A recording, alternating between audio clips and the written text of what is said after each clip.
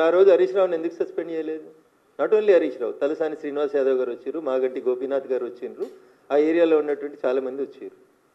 ఆయన ఆరోగ్య శాఖ మంత్రిగా ఒక దవాఖానా ఓపెనింగ్కి వచ్చిండు. మీకున్న ఇబ్బంది ఏంది? ఒకవేళ హరీష్ రావు గారు బీజేపీ కోవర్ట్ అని మీకు అనిపిస్తే తెల్లారే ఎందుకు తీసేయలేదు క్యాబినెట్లోకి వెళ్ళి? ఒక బీసీ బిడ్డ ఈటల రాజేందర్ గారిని రాత్రి తీసేసిండు కదా మీ నాయన.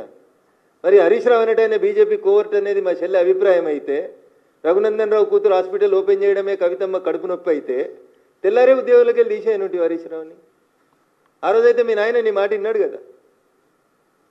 అందుకని నేనేమంటున్నా, ఈ చిట్లు చాట్లు ఎందుకన్నా యూ నేమ్ ఇట్, డైరెక్ట్గా నేమ్ పెట్టి చెప్పు. ధైర్యం లేకపోవడం, నేను మాట్లాడుతున్నా కదా, పేరు పెట్టి మాట్లాడుతున్నా, నేను ఊరు పెట్టి మాట్లాడుతున్నా. నేను అధికారికంగా ఆఫీస్ పెట్టు, లేకపోతే బషీర్బాగ్లో ప్రెస్ క్లబ్లో తీసుకో, ప్రెస్ క్లబ్ తీసుకొని చెప్పు. అందరికీ నీ అంత గొప్ప ఇంగ్లీష్ రాకపోతే తెలుగులో మంచిగా రాసి ఈ ప్రెస్ నోట్ రాస్తారు, నువ్వేమితే అదే రాస్తారు. వై దిస్ చిట్ చాట్ అంటున్నా. సో వ్యక్తిత్వ హననం కోసం టీఆర్ఎస్ పార్టీ చేసినటువంటి ప్రయత్నాలన్నీ అయిపోయినాయి. టీఆర్ఎస్ని ప్రజలు నమ్ముతలేరు అనేది అర్థమైంది. వాళ్ళ ప్లీనరీ ఈడనే ఇదిగా లేకపోతే పోయి అమెరికాలో ప్లీనరీలు చేస్తున్నారు. ఎందుకు అమెరికాలో చోట్లు ఎత్తారా నాకు తెలియదు, నేను వాళ్ళంతా చదువుకోలేదు. ఏంది సిల్వర్ జూబ్లీ ఏంది? ఈ దేశం కోసం పోయి ఏమన్నా అమెరికాలో చెప్తున్నారు వాళ్ళు? వచ్చిన తెలంగాణ ఎట్లా దోసుకున్నామో చెప్తారా, లేకపోతే దోసుకున్న డబ్బుల్ని అమెరికాలో యూట్యూబ్ ఛానళ్ళలో ఎట్లా పెట్టి రఘునందన్ రావుని ఎట్లా తిట్టాలి, లేకపోతే ఎవరెవరిని పెయిడ్ ఆర్టిస్టులు ఎట్లా హైర్ చేసుకోవాలి, అమెరికా చట్టాల ప్రకారం దొరకకుండా ఎట్లా తెలుగులో వార్తలు రాయాలనే చేసుకోవడానికి పోతున్నారు. For what you are doing? నేను అడుగుతున్నా సూటిగా చెప్పుని. నేను అడిగితే ప్రతిపక్ష నాయకునిగా చెప్పరేమో. మరి నువ్వు చెప్పు, నాకు అర్థమైన కాడికి మీ అన్ననే తిట్టినావని నేను అనుకుంటున్నా. మీ అన్నని చెప్పమని మరి అమెరికాలో. ఇంకా రాష్ట్ర ప్రభుత్వానికి కూడా నా 2 డిమాండ్లు. ప్రతిపక్ష నాయకులు చెప్పినరో మరి మీరు సపోర్ట్ చేస్తే మాట్లాడుతుర్రో కవిత గారు నాకు తెలియదు, కానీ ఆ కవితమ్మనే చెప్తుంది ఇప్పుడు ఏమని, పెయిడ్ ఆర్టిస్టులతోటి వ్యక్తిత్వ హననం చేస్తుర్రు. ఈ పెయిడ్ ఆర్టిస్టులు ఎవరో గుర్తించడానికి గౌరవ ముఖ్యమంత్రి రేవంత్ రెడ్డి గారికి ఉన్నటువంటి ఇబ్బంది ఏముంది? పెయిడ్ ఆర్టిస్టులను జైల్లో పెట్టడానికి ఉన్నటువంటి ఇబ్బంది ఏముంది? పేమెంట్ ఏ ఖాతాకి అవుతుంది, ఎవరికి అవుతుంది, ఎవరా దొంగలు, వాళ్ళ దగ్గర పైసలు ఎక్కడి? మీకు చేత కాకపోతే మాకు ఈ లిస్టు ఇన్కమ్ ట్యాక్స్ నన్ను తోలిస్తాం మేము. గట్లా దొంగ లెక్కలు ఎక్కడి, దొంగ పేమెంట్లు ఎక్కడి, దొంగ పంచాయతీలు ఎక్కడి? అంతా ట్రాన్స్పరెంట్గా ఉండాలని కోరుకుంటున్నాం కదా. అందుకని వాళ్ళ పార్టీ గురించి వాళ్ళు మాట్లాడినంతసేపు మేము ఎవరి గురించి మాట్లాడాం, మేము ఎవరి వ్యక్తుల్ని తక్కువ చేసి మాట్లాడాం. కానీ భారతీయ జనతా పార్టీని తక్కువ చేసి, భారతీయ జనతా పార్టీని బదనాం చేసి, మా క్యాడర్లో కన్ఫ్యూజన్ క్రియేట్ చేయాలనేటువంటి ప్రయత్నం చేస్తూ ఉన్నప్పుడు మేము చాలా స్పష్టంగా చెప్పదలుచుకున్నాం. 2013లో మీరు చేసిన విలీనం ప్రయత్నాలు, 2014లో మీరు చేసిన ప్రయత్నాలు, ఇవన్నీ కూడా ప్రపంచమంతా తెలుసు. భారతీయ జనతా పార్టీ బీఆర్ఎస్ కలిసి పనిచేస్తున్నది ఈ రోజు దాకా వాళ్ళు పుట్టిన 25 ఏళ్లలో ఎన్నడూ జరగలేదు. నాకున్నటువంటి అంచనా, నాకున్నటువంటి అవగాహన మేరకు భవిష్యత్తులో కూడా అట్లాంటి స్కోప్ లేదని నేను అనుకుంటా ఉన్నా. కాబట్టి లేని దాని గురించి మా క్యాడర్ని, మా కార్యకర్తల్ని కన్ఫ్యూజ్ చేసి మీరు ఏది పడితే అది తిరిగి పేపర్లలో మాకు జాగ రావాలి. పేపర్లో మీకెందుకు జాగ వస్తుంది? జనం గుండెలోనే మీకు జాగలేదు కదా, జనమే వద్దనుకున్నారు కదా మీరు. జనం గెలిపేయాలనుకుంటే మిమ్మల్ని గెలిపిద్దురు కదా ఎంపీగా.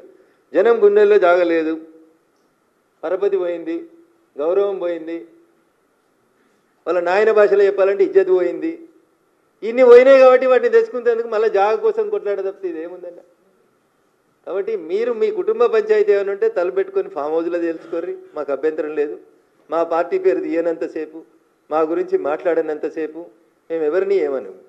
భారతీయ జనతా పార్టీని విమర్శించినా, మా నాయకత్వాన్ని విమర్శించినా, మా పార్టీ క్యాడర్లో కన్ఫ్యూజన్ క్రియేట్ చేయాలని ప్రయత్నించినా 100% చాలా స్పష్టంగా భారతీయ జనతా పార్టీ నాయకత్వం తెలంగాణ రాష్ట్రంలో స్పష్టంగా ఉంది, కలిసి ఉన్నది, కలిసి కొట్లాడతాం, అధికారంలోకి రావడానికి కొట్లాడతాం. భవిష్యత్తు మాదనే మా కార్యకర్తలు నమ్ముతున్నారు. ఆ దిశగానే మా అందరు అడుగులు ఉంటాయని చెప్పి ఈ సందర్భంగా చాలా స్పష్టంగా చెప్తూ, పేపర్ల కోసం, పబ్లిసిటీ కోసం, దాంట్లో జాగ కోసం ఇట్లాంటి మాటల్ని, ఇట్లాంటి బురదల్ని ఎవరి మీద జల్లొద్దని మరొకసారి తెలియజేస్తూ సెలవు తీసుకుంటాను.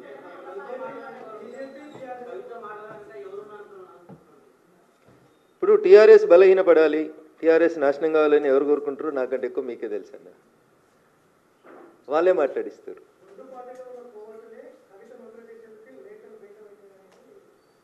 ఇప్పుడు మీ నాన్నకు నువ్వు లెటర్ రాసినావు, తండ్రి కూతుళ్ళ సంబంధం అది, తండ్రి కూతుళ్ళ పంచాయతీ. గతంలో రాసిన లెటర్లు బయటికి రాలేదు. ఇప్పుడు మీ నాన్నగారి పక్కన ఎవరుంటున్నారో నాకంటే ఎక్కువ నీకే తెలుసు. పోయి మీ నాన్నకి చెప్పు, ఇక పలానోడు లీక్ చేసినాడు, వాని పేరు పలానా, వాని బయటికి పంపించని చెప్పు. కోవర్ట్ ఏందని, ఇదేమన్నా నక్సల్ సామ్రాజ్యమా? కోవర్ట్ లేదు. వినడానికి సొంపుగా ఉంటాయని, మాట్లాడితే ఎతి ప్రాసలకు కలిసి వస్తాయని ఎట్లా ఇట్లా మాట్లాడితే ఎట్లా? మీ ఇంట్లో కోవర్ట్లు ఉన్నారా? మీ నాన్న పక్కన కోవర్ట్లు ఉన్నారా? ఏం చెప్పదలుచుకున్నావు నువ్వు? మీ నాన్న పక్కన కోవర్ట్లు ఉంటే ఏం చేస్తున్నావు మరి? బిడ్డగా మీ నాన్నని కాపాడుకోవాలి కదా. ఆ కోవర్ట్ల పేర్లు ఏందో మీ నాన్నకి చెప్పి బయటికి పంపించాలి కదా. నేను ఎన్ఎం శ్రీనివాసరెడ్డి గారు ఏం మాట్లాడినో నేను వినలేదన్న.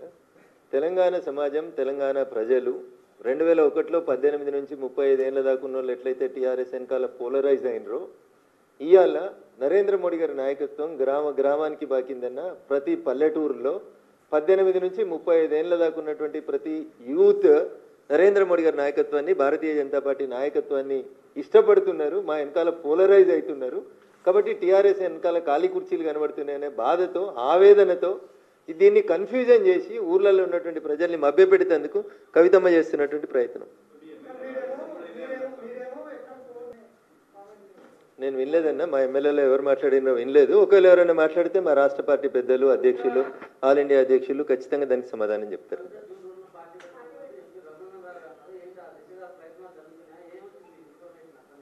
కవిత కొత్త పార్టీ పెడుతుంది అనేది నాకున్న సమాచారం. నేను ఆ రోజు కూడా మీలాంటి మీడియా మిత్రులు అడిగితే చెప్పింది ఏంటంటే, ఆమె నో పాయింట్ ఆఫ్ రిటర్న్ దాకా వెళ్ళిపోయింది, ఇంకా అతికేది లేదా సంసారం, కాబట్టి విడిపోతుంది. విడిపోయిన తర్వాత పార్టీ పెడుతుంది.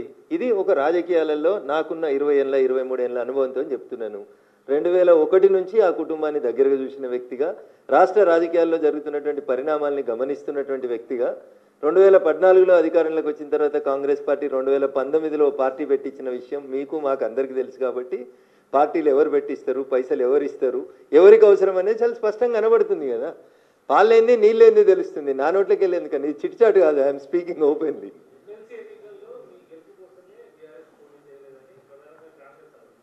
అన్న ఊర్లలో ఒక మోటు సామెత ఉంటుంది, ఆడలేక మధ్యలో ఓడిందని. నీకు క్యాండిడేట్లు లేక, నీకు పెట్టే దమ్ము లేక, పోటీ చేసే ధైర్యం లేక ఇట్లే మాట్లాడుతుంటారన్న. ఎంపీ ఎలక్షన్లలో కూడా పొత్తులు పెట్టుకున్నారు, పరోక్షంగా సహకరించారు. ఇవన్నీ తప్పుడు మాటలన్న. ప్రజలని అమాయకులుగా భావించి ఓటేసేటువంటి ప్రజల్ని తక్కువ చేసేటువంటి మాటలు ఎవరు మాట్లాడొద్దన్న. అది చాలా తప్పు, దురదృష్టకరం. అది అన్నిట్లలో పోటీ చేసిరు వాళ్ళు. ఎంపీ ఎలక్షన్లలో అన్నిట్లలో పోటీ చేసారు. నా మీదనైతే 100 కోట్లు పెట్టిరు, మీకు తెలుసు. ఇక కాంప్రమైజ్ అయిన పాలిటిక్స్ ఏడు ఉన్నాయి అక్కడ? ఏడ కాంప్రమైజ్ అయ్యారు? ఏ సీట్ కాంప్రమైజ్ అయ్యారు చెప్పారు? కాబట్టి ఇవన్నీ అబద్ధాలు, తప్పుడు మాటలు. ప్రజలు ప్రజాస్వామ్యబద్ధంగా డాక్టర్ బిఆర్ అంబేద్కర్ గారు రాసిన రాజ్యాంగం ఇచ్చిన పరిమితులకు లోబడి ఓట్లేస్తేనే భారతీయ జనతా పార్టీ ఎంపీలైనా, కాంగ్రెస్ ఎంపీలైనా, ఇంకొకరైనా గెలుస్తారు. కాబట్టి ఒక పార్టీ ఇంకో పార్టీకి అమ్ముడు పోయింది ఇట్లాంటి మాటలు దయించి ప్రజాస్వామ్యంలో సరైనవి కాదనేది నా భావన.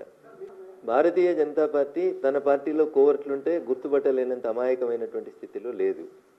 గల్లీ నుంచి ఢిల్లీ దాకా భారతీయ జనతా పార్టీకి నాయకత్వం ఉంది. కేంద్రంలో అధికారంలో ఉన్నాం కాబట్టి ఐబీలు, ఎస్బీలు, ఇంటెలిజెన్స్లు అన్నీ కూడా అట్లాంటి తప్పుడు వ్యక్తులు ఎవరన్నా మా పార్టీలు ఉంటే 100% సమాచారం ఇస్తాయి.